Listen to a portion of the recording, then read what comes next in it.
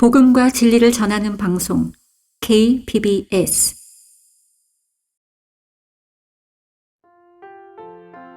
결코 변하지 않고 변할 수도 없는 가장 강력한 진리의 진수.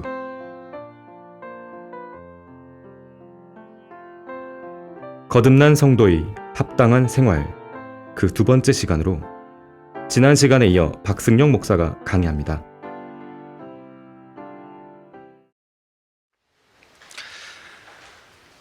구원받은 그리스도인이라면 누구에게나 인생의 전환점이 있기 마련입니다.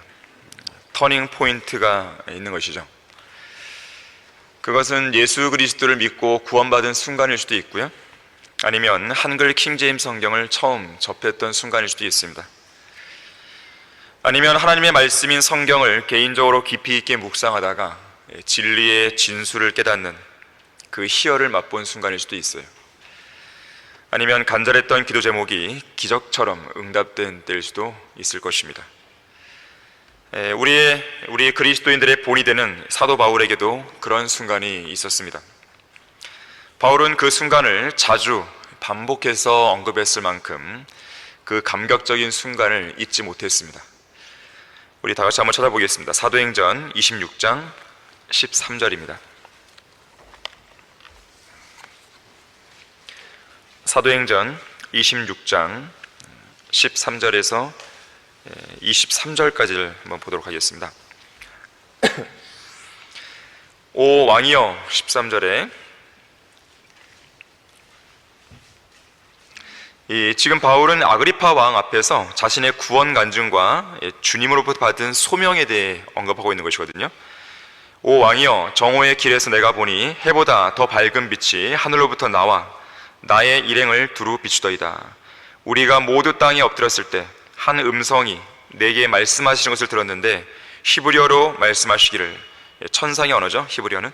사울아 사울아, 어찌하여 뇌가 나를 박해하느냐. 가시체를 걷어차는 것이 내게 고통이라 하시기에 내가 말하기를 주여 누구시니까 라고 하니 그가 말씀하시기를 나는 뇌가 박해하는 예수라. 일어나서 내 발로 서라. 이는 내가 이 목적을 위하여 너에게 나타났음이니 내가 본 것과 내가 너에게 나타나게 될 일에 대하여 너를 일꾼과 증인으로 삼고자 함이라. 그 백성과 이방인들로부터 너를 구해내어 이제 그들에게 보내서 그들의 눈을 뜨게 하여 흑암에서 광명으로 사탄의 권세에서 하나님께로 돌아서게 하며 그들로 죄사함을 받게 하고 내 안에 있는 믿음으로 거룩하게 된 사람들 가운데서 유업을 받게 하려는 것이라고 하였나이다. 오 아그리파 왕이여, 이때부터 나는 하늘에서 보이신 것에 불순종하지 아니하고 먼저 다마스커스의 사람들과 예루살렘과 유대의 온 지방에, 그 다음에는 이방인들에게 회개하고 하나님께로 돌이켜 회개에 합당한 일을 행하라고 전하였더니 이러한 연유로 유대인들이 나를 성전에서 붙잡아 죽이려고 하였나이다. 그래도 내가 하나님의 도움을 받았으므로 이날까지 계속하여 작은 자나 큰 자 앞에서 증거하며 말한 것은 선지자들과 모세가 이루어지리라고 말하였던 것들 외에 다른 것은 없으니 곧 그리스도께서 고난을 당하실 것과 또 그분께서 죽은 자들로부터 살아나신 첫 번째 분이 되셔서 이 백성과 이방인들에게 광명을 선포하시려는 것이니이다 라고 하더라.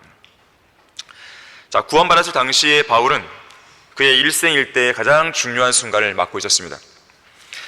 과거에 자신이 박해했던 예수 그리스도를 만나서 구주로 믿고 구원받았을 뿐만 아니라 구원받은 이후에 그가 남은 생애를 어떻게 살아야 할지에 대한 위대한 소명과 꿈과 그 비전을 주님으로부터 받은 것이에요. 특히 그 소명에 대해서 18절에서 이렇게 말씀하죠.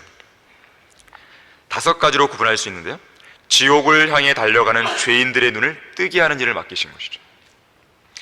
두 번째는 그들을 흑암에서 광명으로 돌아서게 하는 일을 맡기신 것이죠.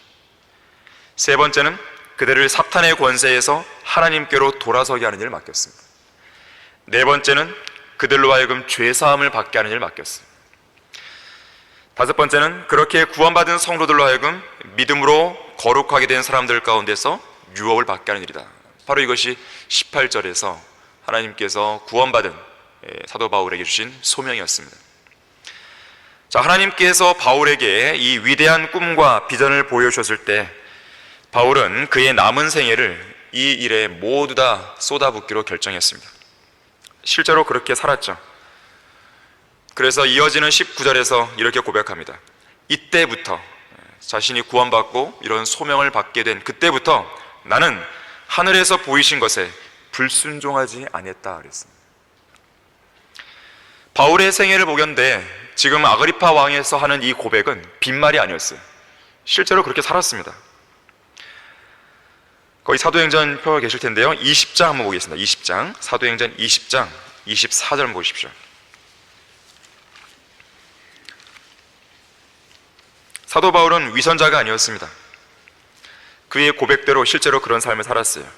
20장 24절에서 그러나 나의 달려갈 길을 기쁨으로 끝마치고 내가 주 예수로부터 받은 사역 곧 하나님의 은혜의 복음을 증거하기 위해서라면 이런 일을, 여기서 말하는 이런 일은 이제 고난을 말하는 것이에요. 이런 일을 전혀 개의치 않을 뿐 아니라 나의 생명을 조금도 아끼지 아니하노라. 지금 이 고백은 제3차 선교 여행을 마치고 예루살렘으로 가는 도중에 이 에베소 교회의 장로들을, 그러니까 목사들이죠, 그들을 이제 밀레토에 모아놓고 마지막 고별사를 하면서 이 이야기를 했었죠. 죽기까지 신실하라는 명령에 부합하는 그런 삶을 살았던 것입니다. 자기 생명을 조금도 아끼지 않는 그런 자세로 하나님께서 명령하신 임무를 완수해 왔던 것이죠. 자, 이러한 결단이, 이러한 다짐이 오늘날 우리 그리스도인들에도 필요한 것이에요. 이것이 바로 바울의 마음과 생애를 좌지우지했던 그의 인생의 좌우명이기도 했던 것입니다. 바울은 마지막 인생의 문턱에서요 이렇게 고백했어요. 내가 이미 제물로 드릴 준비가 되어 있고 떠날 때가 이르렀도다. 내가 선한 싸움을 싸우고 달려갈 길을 마치고 믿음을 지켰으니 이후로는 나를 위하여 의의 면류관이 마련되어 있어 의로운 재판관이신 주께서 그날에 그것을 내게 주실 것이며 또 나뿐만 아니라 그의 나타나심을 사모하는 모든 사람에게도 주실 것이라 그랬어요. 대단한 고백이죠. 성경에는 많은 이름들이 기록되어 있지만 그 중에서 그 사람의 생애에 관해서 기록된 사람들은 대략 300명 정도입니다. 수많은 이름들이 있지만 그 중에서 길든지 짧든지 그 사람에 대한 인생 기록, 그 내용이 나온 사람은 300명 정도예요. 하지만 그 300명 중에서도요 30% 정도의 사람들만이 이렇게 바울처럼 자기가 달려갈 길을 마친 사람들입니다. 대부분은 잘 달리지 못했던 것이죠. 또한 대부분은 달렸다 하더라도 끝까지 완주하지 못한 사람들도 있었죠. 하지만 바울은 달랐어요. 그는 완주했을 뿐만 아니라 제대로 달렸던 것이죠. 워치만 리는 바울에 대해서 그런 말을 했어요. 만일 우리가 인생의 종착역에서 사도 바울처럼 달려갈 길을 마쳤다고 고백할 수 있다면 우리는 얼마나 복받은 사람인가. 우리는 우리에게 주어진 생애가, 남은 생애가 얼마일지 우리는 알 수 없어요. 그것이 하루이든 이틀이든 일주일이든 한 달이든 좀 더 길게 1년이든 아니면 더 긴 기간이 주어진다 하더라도 우리는 사도 바울처럼 또 그동안 자신의 길을 완주했던 그런 사람들처럼 우리가 달려갈 길을 맞춰야 되는 것이죠. 교회적으로도 그렇고 여러분 개개인도 마찬가지입니다. 자, 그러한 살 생각을 우리는 오늘도 할 수 있어야 되는 것입니다. 매일같이 할 수 있어야 되는 것이죠. 자, 그러한 생각 속에서요 우리가 오늘 배워야 될 베드로전서 3장 13절 한번 보도록 하겠습니다. 지난 시간에 이어서 베드로전서 3장 13절부터 나오는 내용도 거듭난 그리스도인들의 합당한 생활, 그런 내용들이 제시되어 있습니다. 만일 너희가 선한 것을 따르는 자가 된다면 누가 너희를 해치겠느냐? 그러나 너희가 의를 위하여 고난을 당한다면 복 있는 자들이니 그들의 위협에 두려워하지 말고 동요되지 말라 그랬습니다. 자, 13절의 말씀은 어떤 의미냐면 선한 것을 따르는 성도들을 하나님께서 지켜주시는데 과연 누가 해칠 수 있냐 이거예요. 그러한 요점을 담고 있습니다. 어떤 악한 세력들이 우리를 해친다 하더라도 궁극적으로 우리는 해를 입지 않는다는 것이에요. 왜 그런 것인가? 우리를 위하시고 지키시는 하나님의 확고한 약속이 구원받은 우리 모두에게 있기 때문에 그렇습니다. 로마서 8장에서는 이렇게 말씀합니다. 그렇다면 이런 일에 대하여 우리가 무슨 말을 하리요? 하나님께서 우리를 위하신다면 누가 우리를 대적하리요? 자기 아들을 아끼지 아니하시고 우리 모든 사람을 위하여 내어주신 분이 어찌 그 아들과 함께 또한 모든 것을 우리에게 값없이 주시지 아니하겠느냐? 하나님께서 택하신 자들에게 누가 혐의를 씌우리요? 의롭다 하시는 분은 하나님이시니라. 누가 정죄하리요? 죽었다가 다시 살아나신 분은 그리스도시라. 그분은 또한 하나님의 오른편에 계셔서 우리를 위하여 중보하시느니라. 누가 우리를 그리스도의 사랑에서 떼어놓을 수 있으리요? 환난이나 곤경이나 박해나 기근이나 헐벗음이나 위험이나 칼이라 라고 우리에게 묻고 있는 것이에요. 자, 이것이 구원받은 우리에게 주어진 위대한 약속입니다. 약속이에요. 이러한 약속이 있기 때문에 우리는 베드로전서 본문처럼 선한 것을 따라야 됩니다. 옳은 것을 행해야 되는 것이죠. 특히나 이 세상에 진리의 말씀만큼 선한 것은 없잖아요. 그래서 우리는 항상 진리를 따르는 성도로서 살아야 되는 것입니다. 그렇게 살다 보면 당연히 박해가 있고 고난이 있습니다. 그건 필연이에요. 우연이 아니라 필연입니다. 그런데 할지라도 누군가의 위협에 동요되거나 두려워해서는 안 된다고 사도 베드로는 우리에게 권면하고 있습니다. 하나님의 약속을 기억하라 이거죠. 두려워하고 동요하게 되면 내가 지금 붙들고 있는 그 의를, 선한 것을 포기할 수 있는 지경까지 벌어질 수 있어요. 또한 그 의에서 떠날 수도 있기 때문에 그렇습니다.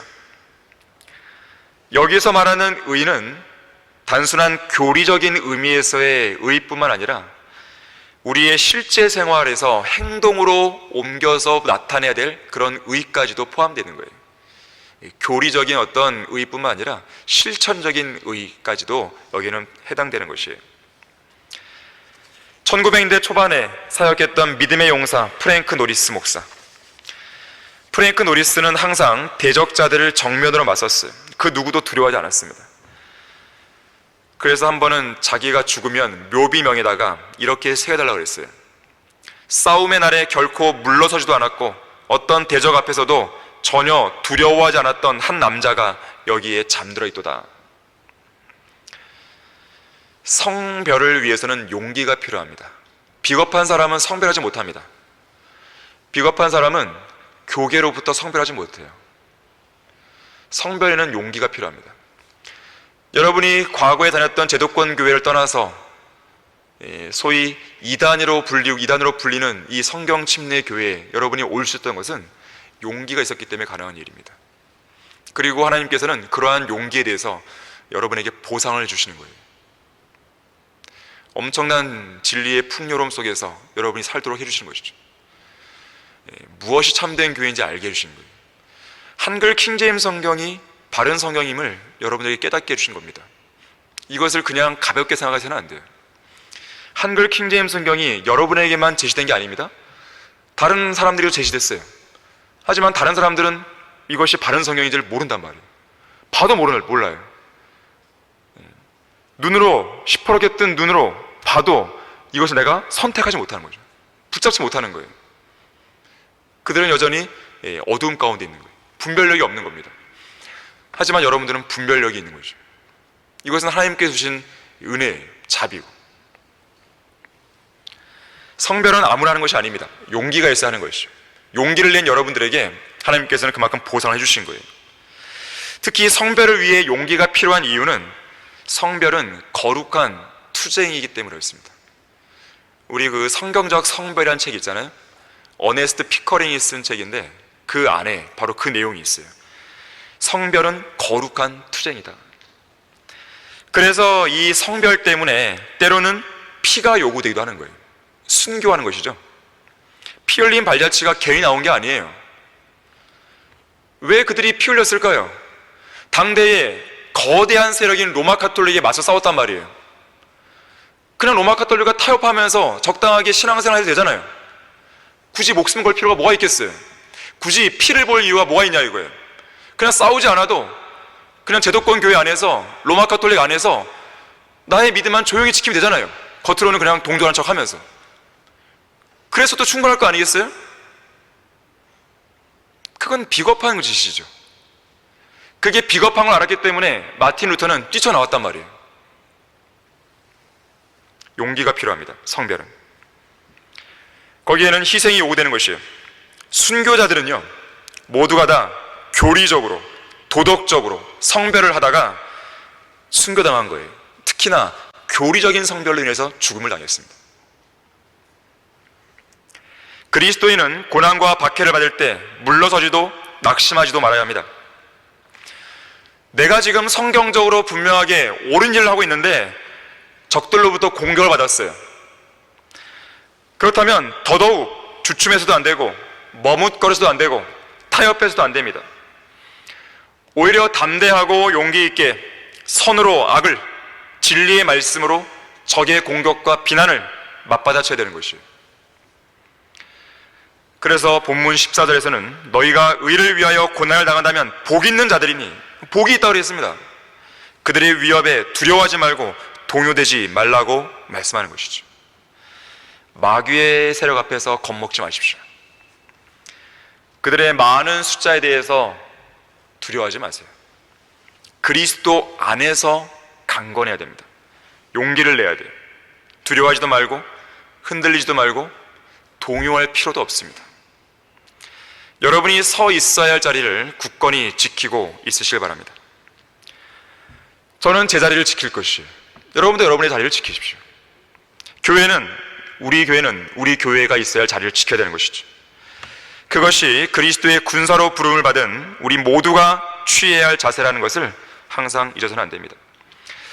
자, 이렇듯 우리는 그렇게 두려워하고 동요하는 대신에 이어지는 15절, 16절대로 우리의 마음속에서 하나님을 거룩하게 여겨야 됩니다.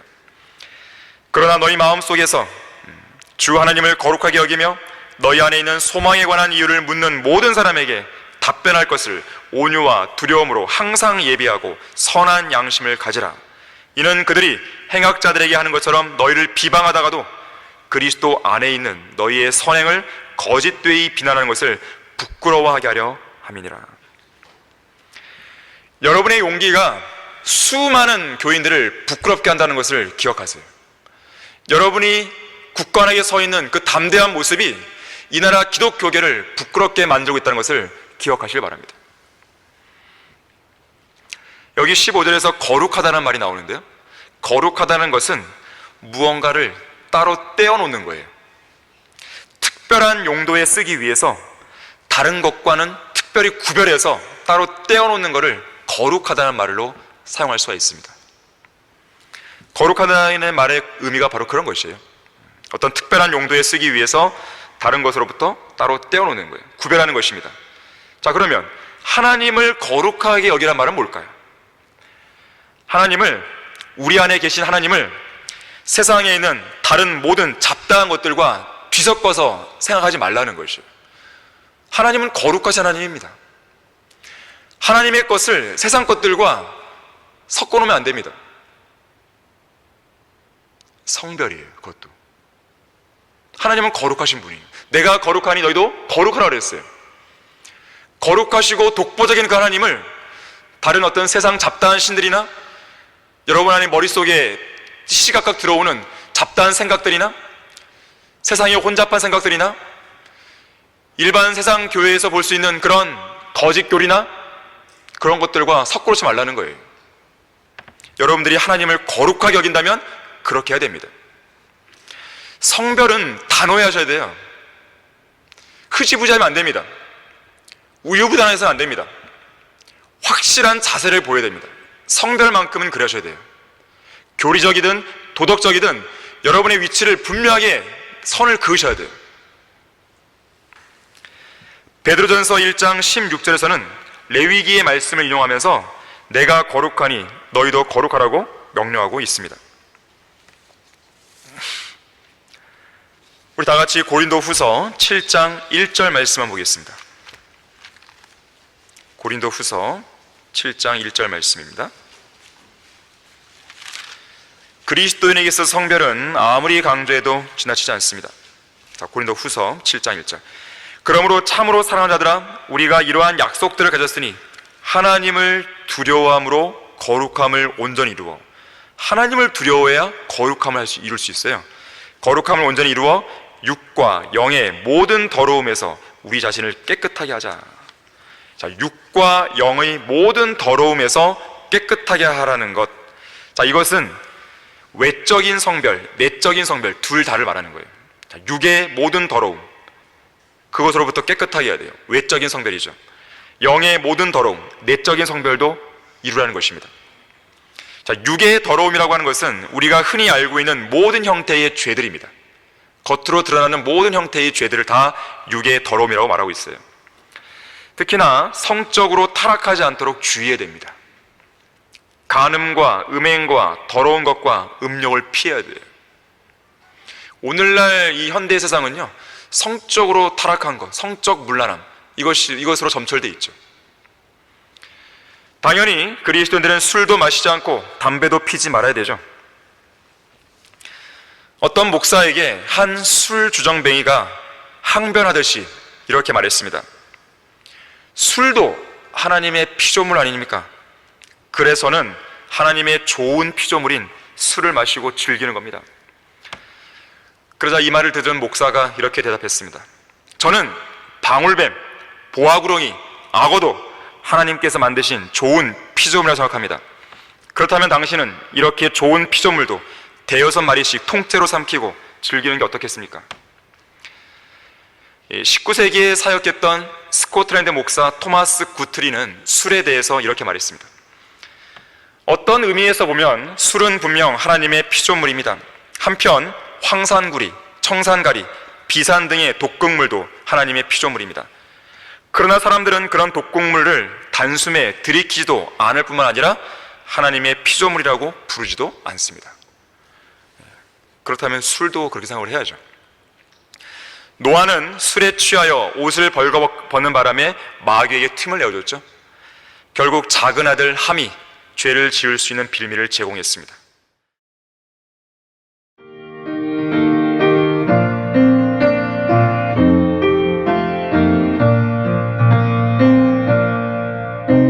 복음과 진리를 전하는 방송 KBS.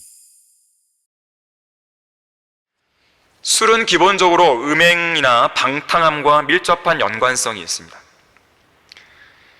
흔히들 담배의 해악성은 많이 말하는데 술의 해악성에 대해서는 별로 이야기하지 않죠. 이 담배를 안 피우게 하기 위해서 담뱃갑에다가 그 환자들, 폐암 환자들의 그림을 막 붙여놓잖아요, 사진.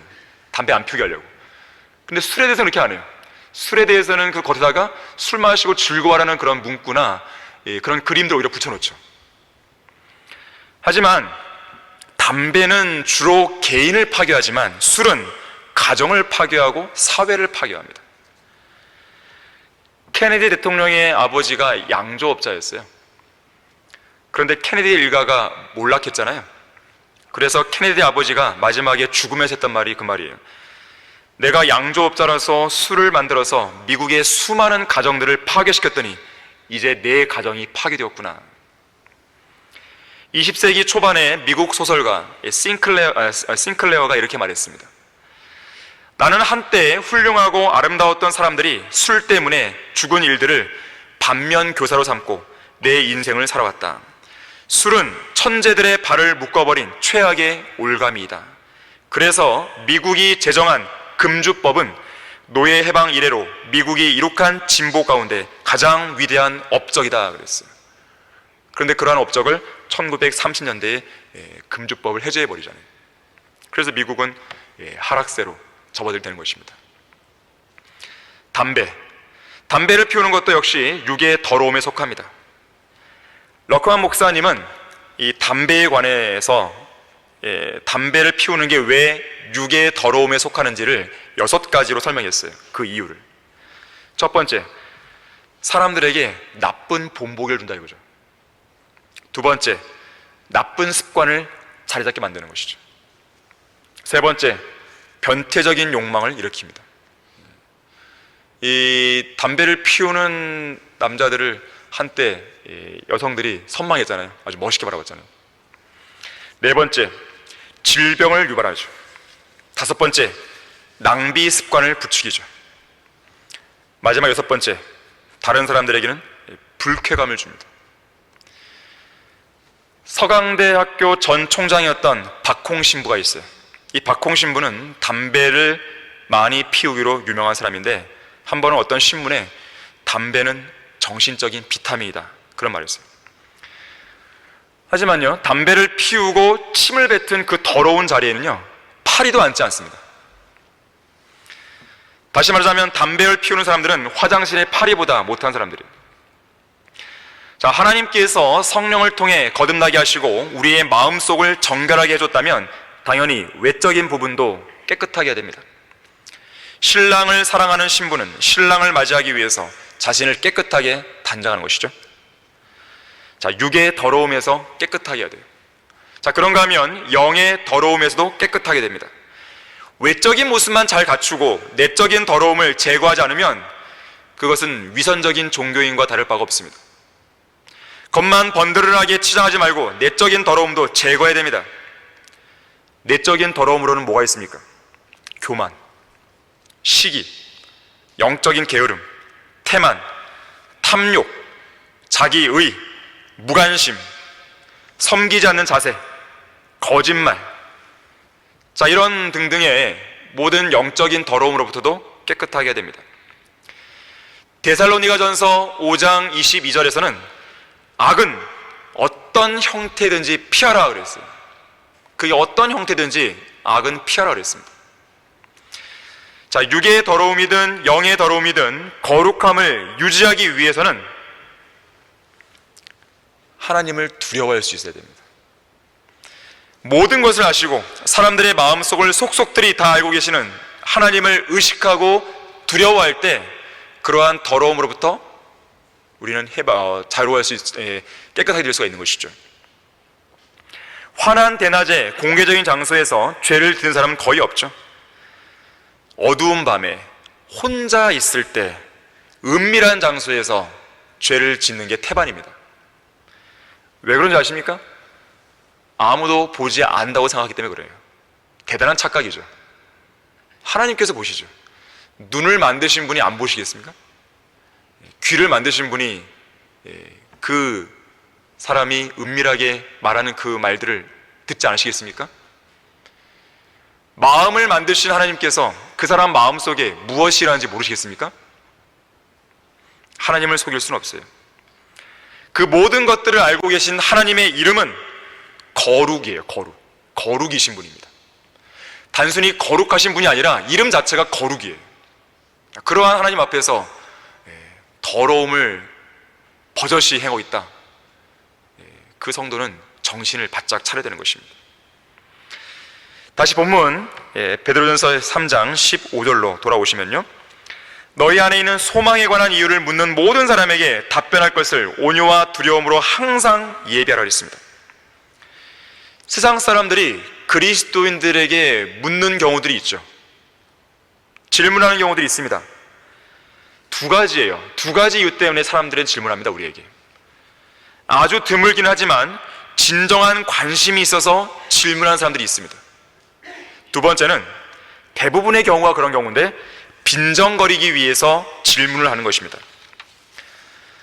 자, 하지만 어떤 의도로 물었든지 간에 우리는 우리 안에 있는 소망에 관해서 항상 답변할 수 있어야 됩니다. 여러분 안에 있는 소망에 대해서 답변할 준비가 되어 있으십니까? 자신이 선택하고 붙들고 있는 진리에 대해서 확신 있게 이야기할 수 있으십니까? 마음속에 품고 있는 성경적인 소망에 관해서 줄기차게 이야기할 수 있으세요? 나의 구원받은 간증이라든지 내가 깨달은 진리의 말씀이라든지 장차 다가올 상급과 유업이라든지 하나님의 사랑과 자비하심이라든지 기도 응답이라든지 영적 전제라든지 여러분이 진리 안에서 경험했던 그 모든 것들, 자, 그러한 것들에 대해서 우리에게 주어진 소망에 관해서 그 이유와 답변을 여러분들은 말씀하실 수 있냐 이거죠. 항상 그러한 답변을 예비해야 됩니다. 여러분들에게 누군가 물어봤을 때 그 질문에 대해서 답변할 수 있는 준비가 되어 있어야 돼요. 너는 왜 이렇게 기쁘게 생활하냐?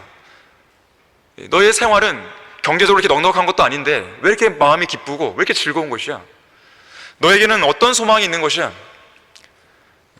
다른 사람들은 이런 주일날 산이며 강이며 바다며, 물론 지금은 코로나 때문에 좀 어렵지만 그런 삶을 즐기면서 인생의 낙을 즐기면서 살고 있는데 너는 이 주일날 예배를 드리러 왜 가는 것이야? 도대체 거기는 뭐가 있는데? 너는 왜 그렇게 사는데? 다른 사람들은 이런 죄들을 막 짓는데 너는 왜 그런 죄들을 동참하지 않는 거지? 이유가 뭐야? 여러분들은 준비가 되어 있습니까? 아니면 머뭇거리고 있습니까? 알아도? 이러한 답변을 준비하려면요, 거저 얻어지는 것이 아니고 성경을 부지런히 읽고 묵상하고 공부하고 성경적인 지식으로 무장했을 때 예비가 될 수 있는 거예요. 우리가 답변할 말이 예비되어 있지 않다면 이곳 지상에서도 부끄러움 당하지만 그리스도의 심판석에서도 부끄러움 당하는 거예요. 또한 15절에서 답변할 것을 예비하되 온유와 두려움으로 하라고 말씀합니다. 온유와 두려움으로. 온유가 무엇입니까? 온유라고 하는 것은 흔히들 오해하듯이 유약한 게 아니에요. 온유는 피동적인 것이 아닙니다. 온유는 무조건 양보만 하는 게 온유가 아니에요. 화도 내지 않고 무력하고 기가 죽어있는 그런 태도가 온유가 아닙니다. 온유는 하나님을 두려워한 가운데 겸손한 모습이에요. 온유는 주님의 말씀에 순종하는 가운데 자신을 낮추는 모습입니다. 온유는 때때로 불의에 대해서 담대하게 항거하고 모든 악에 대해서 용기 있게 대적하는 거예요. 그게 온유예요. 막 화를 내면서 막 하는 것이, 화를 내면서 항거하고 대적하는 것이 그것만이 대적하는 길이 아니에요. 얼마든지 온유하면서요 담대하게 대적할 수 있습니다. 온유하면서도 항거할 수 있는 거예요. 또한 온유는 복음 전파와 진리 수호를 위해서라면 하나님께서 채워주시는 담대함과 불굴의 의지와 믿음으로 무장한 채 강건한 용기를 마음속에 간직하는 거예요. 얼마든지 용기를 낼 때 온유할 수 있습니다. 온유한 사람도 얼마든지 용기를 낼 수 있는 거예요. 구약에 보게 되면 모세가 온유하다고 그랬어요. 온 세상에 있는 모든 사람보다 온유하다고 그랬습니다. 자, 온유한 모세가 어땠습니까? 10계명을 들고 내려왔는데 우상 숭배에 빠진 이스라엘 백성을 보면서 어떻게 했어요? 돌판을 깨트려 버리잖아요. 온유는 달콤하거나 부드럽거나 느글느글하고 나긋나긋하고 스마트하고 허허실실대는 그런 태도가 절대 아니에요. 착각하시면 안 됩니다. 온유는 겸손하되 굳건한 사람이에요. 온유는 온화하되 강건합니다. 온유는 즐겁고 명랑하되 경박하지 않아요. 온유는 친절하지만 엄숙합니다. 온유는 진지하지만 기쁨에 넘쳐요. 자, 우리는 그런 온유함을 모세나 사도 바울을 통해 배울 수 있어야 됩니다. 그들이 어떻게 살았는지를 보게 되면 온유함이 무엇인지를 알 수 있어요. 또한 이어지는 여기 본문 16절에서는 선한 양심을 가지라고 했어요. 선한 양심. 양심과 관련해서 성경은 여러 가지 표현들이 나와요. 거리낌이 없는 양심을 지내야 된다. 약한 양심이 아니라 강한 양심을 소유해야 된다 그랬어요. 위선으로 거짓을 말하는 화인 맞은 양심이 아니라 순수한 양심을 지내야 된다 그랬어요. 더러워진 양심이 아니라 정결한 양심, 특히 선한 양심, 선한 양심을 가지라고 말하고 있어요. 자, 선한 양심은 성경에 기초한 양심을 가리켜 표현하는 것이에요. 성경에 기초한 양심이 바로 선한 양심입니다. 양심이 기본적으로 뭡니까? 양심이 선과 악을 분별하는 거 아니겠어요? 최초의 인류가 선과 악을 알게 하는 나무를 먹었을 때, 그 열매를 먹었을 때 양심이 생겨났습니다. 자, 양심은 선과 악을 분별하는 거예요. 그 선과 악을 분별하는 것은 그 기준은, 절대적인 기준, 최종적인 기준은 어디에 있어요? 성경에 있습니다. 자, 그래서 선한 양심은 성경에 기초하는 양심이에요. 성경을 근거로 해서 선과 악을 분별하는 것입니다. 그랬을 때 선한 양심을 소유할 수가 있는 거예요. 디모데전서 1장 5절에서는 계명의 목적은 순수한 마음과 선한 양심과 가식 없는 믿음에서 나오는 사랑이라고 그랬습니다. 계명의 목적이 사랑인데 그 사랑이 어디에서 기초하는 사랑인가? 순수한 마음과 선한 양심과 가식 없는 믿음이에요. 이러한 세 가지, 순수한 마음, 선한 양심, 가식 없는 믿음은 어디에서 근간을 두고 있습니까? 성경이죠. 디모데전서 1장 19절에서도 믿음과 선한 양심을 붙들라. 어떤 사람들은 믿음에 대한 선한 양심을 내던짐으로 파선하였느냐고 했어요. 믿음에 대한 선한 양심 역시 성경을 기초로 하고 있습니다. 믿음은 들음에서 나오고 들음은 하나님의 말씀에 의지하고 있어요. 선한 양심 성경에 기초하고 있습니다. 다시 말하자면 성경에 기초하지 않은 믿음, 성경에 기초하지 않은 양심, 그거는 그 사람으로 하여금 파선하게 만드는 것이죠.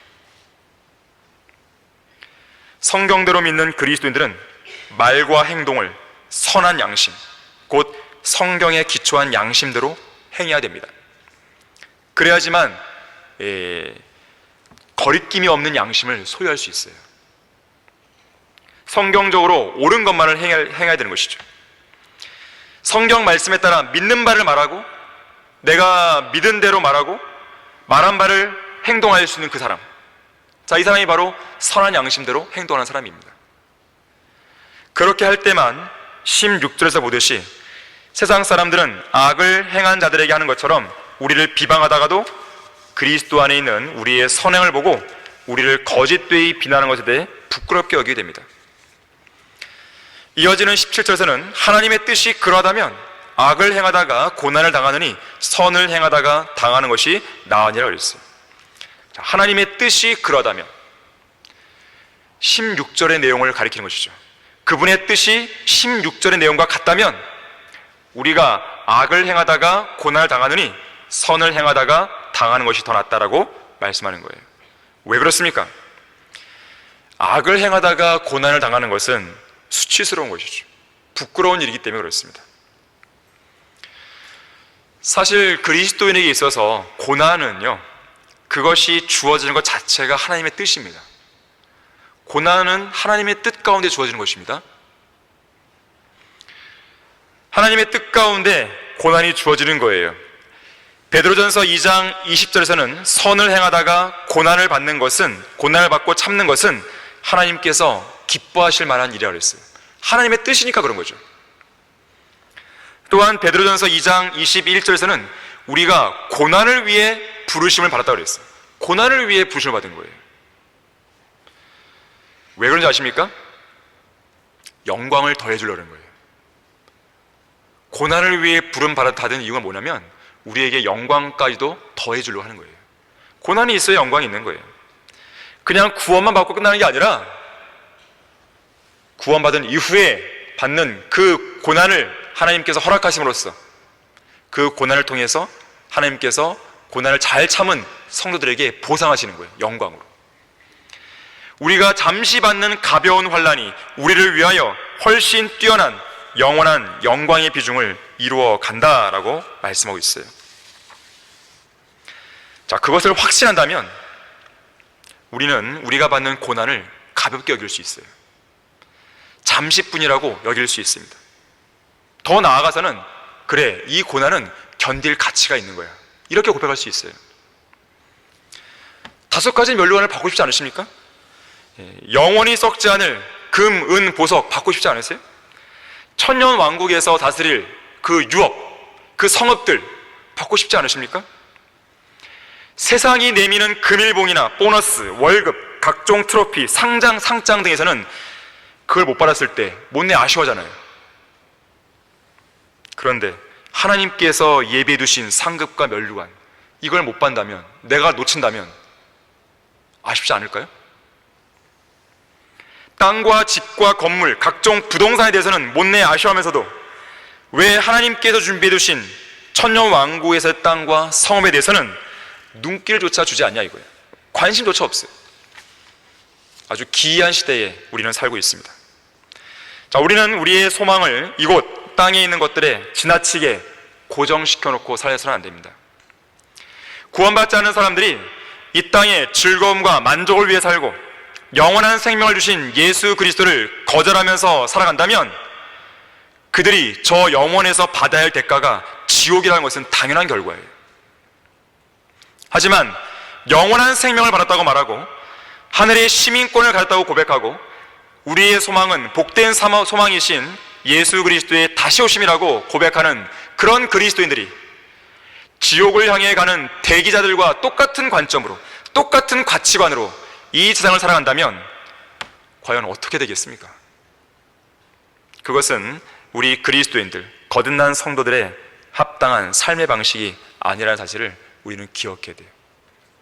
다음 시간에 계속하도록 하겠습니다.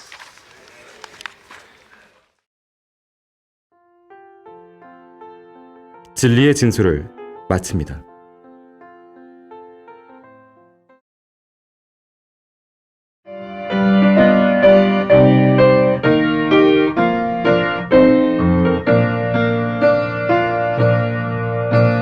복음과 진리를 전하는 방송 KBS